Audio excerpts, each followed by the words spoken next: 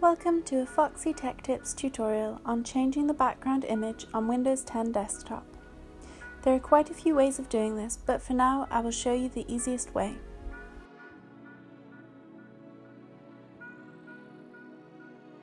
Open up your File Explorer and navigate to the desired image you want to use as your wallpaper.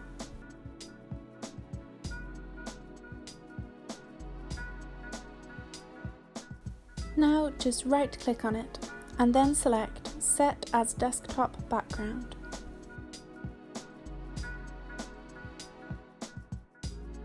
As you can see, the background has been updated already.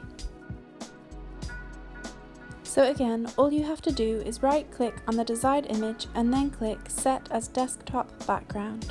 And that draws an end to this tutorial. Please like the video if you found it helpful and subscribe to Foxy Tech Tips for more Windows tips and tricks.